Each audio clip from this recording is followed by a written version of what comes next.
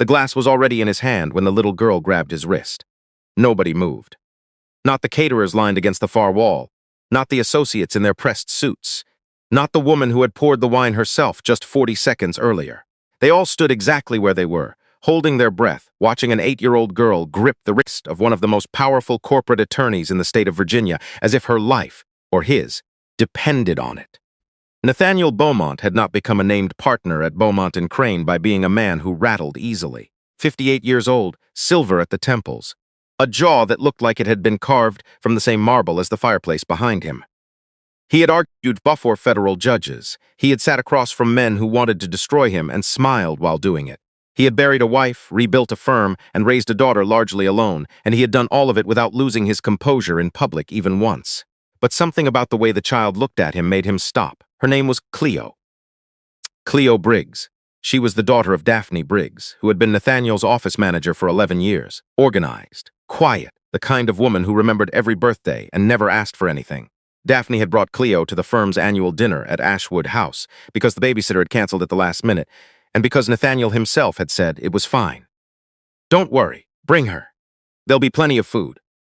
She was a small child, fine-boned, with her mother's serious eyes and the habit of standing very still in rooms full of noise, watching. She had been watching all evening. "Don't drink that, Mr. Beaumont," she said. Her voice was quiet. She wasn't performing. She wasn't crying or pulling his sleeve for attention. She said it the way you say something when you already know it's true, and you're only hoping the other person will believe you. Nathaniel looked down at her hand around his wrist. He looked at the glass. The wine was a deep red, poured from the bottle his personal assistant Sylvia Crane had brought up from the estate's cellar herself. A Bordeaux, she'd said, the one he kept for occasions.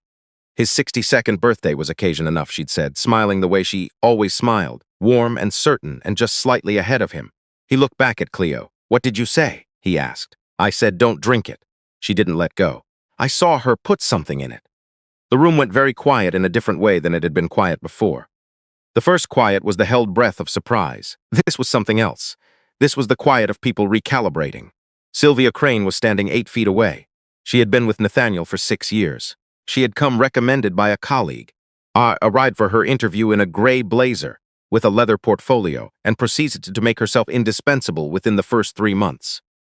She managed his calendar, his correspondence, his car service, his dry cleaning, his prescriptions after his shoulder surgery, and the complicated logistics of his daughter's college move across the country. She was 41, efficient, unflappable, and had, over 6 years, become the kind of person whose absence would have been genuinely disorienting.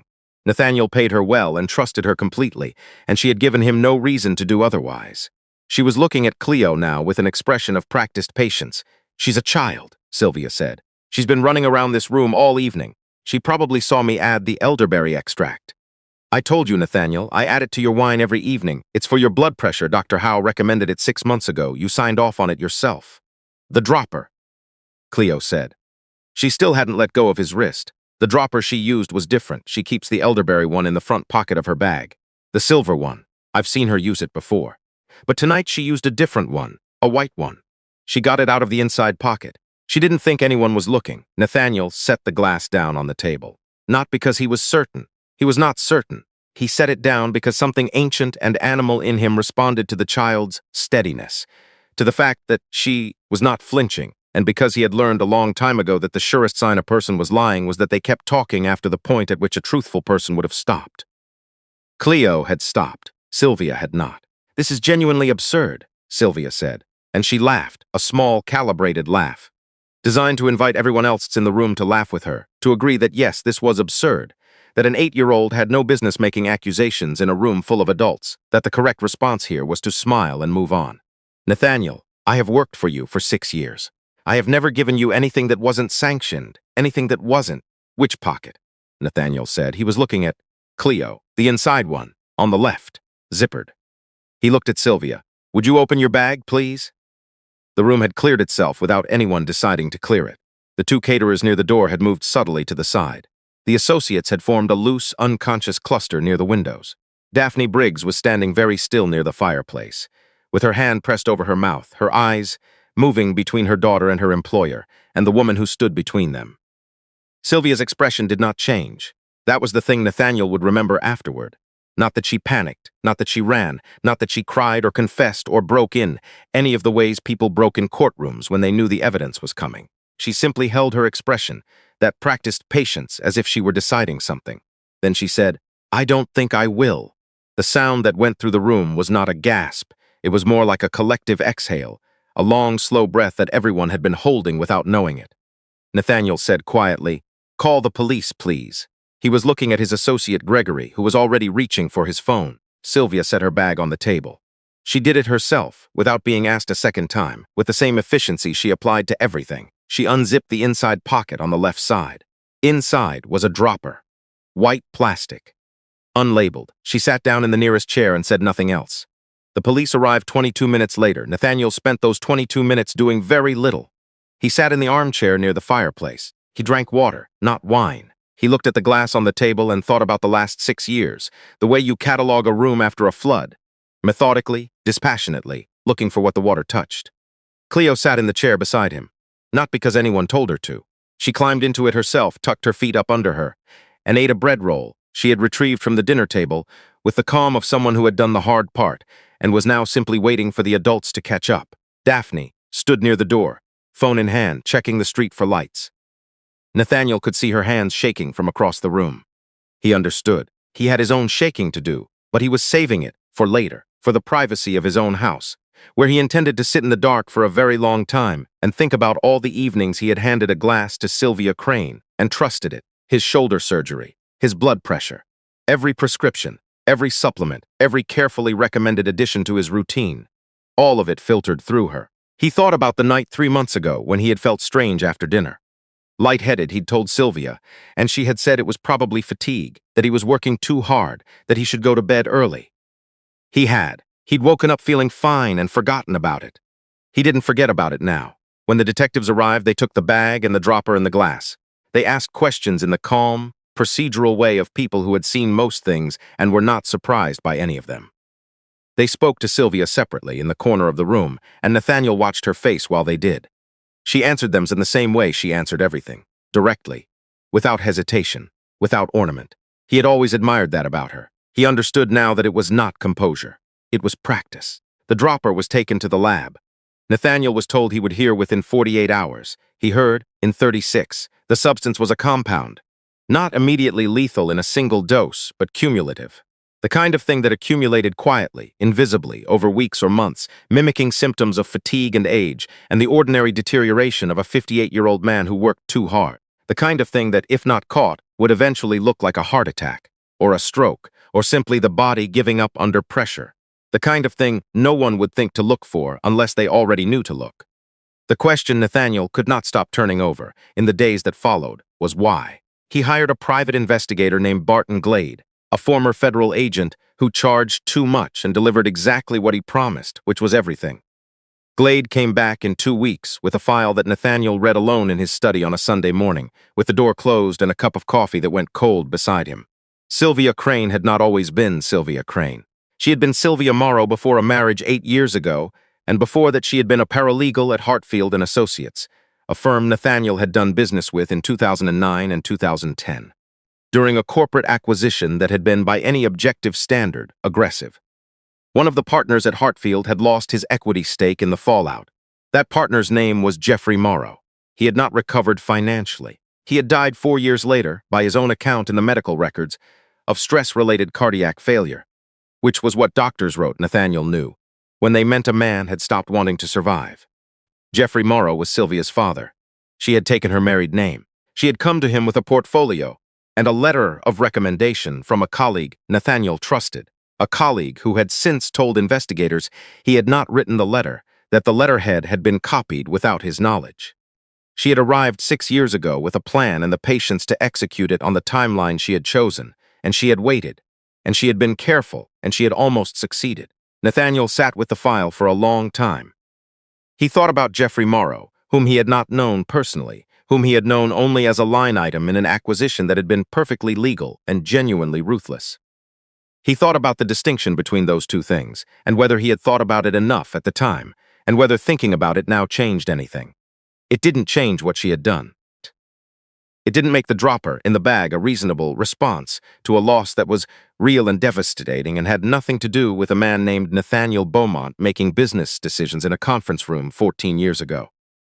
But he sat with it anyway, because he was a man who believed that understanding something and excusing it were different acts, and he had built his career on knowing the difference.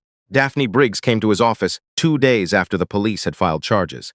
She sat across from him in the chair where clients usually sat, and she kept her hands folded in her lap and said she was sorry, that she didn't know, that she had no idea, that Sylvius had seemed like a normal colleague, that she— Daphne, Nathaniel said. Stop. She stopped. You have nothing to apologize for, he said. Your daughter saved my life. I'd like you to hear me say that clearly. Daphne pressed her lips together. She looked at her hands. She was scared, Daphne said. After. When we got home. She didn't show it at the dinner, but when we got home, she cried. She paused. She said she was scared you wouldn't believe her. She said she almost didn't say anything because she thought you'd tell her to go sit down somewhere. Nathaniel thought about that. He thought about all the moments in that room. The practiced patience on Sylvia's face, the held breath of the associates, the automatic authority of every adult in that space. And he thought about an 8-year-old girl calculating, in real time, whether the truth in her head was worth the risk of saying out loud. She was right that I might have, he said. I'd like her to know that I'm glad she said it anyway. He asked to meet Cleo once more, formally on a Saturday afternoon 3 weeks after the dinner. Daphne brought her to his home office, a room with too many bookshelves and a window that looked out over the back garden where the dogwood tree his wife had planted was already going bare for fall. Cleo sat in the big leather chair across from his desk. She was wearing a green sweater and her sneakers didn't quite reach the floor. She looked around the room with that same quality of attention she'd had at the dinner. Not bored, not nervous, just watching, taking inventory. Do you like books? Nathaniel asked. Some of them, she said. I like ones where things happen. That's a reasonable standard. She looked at him.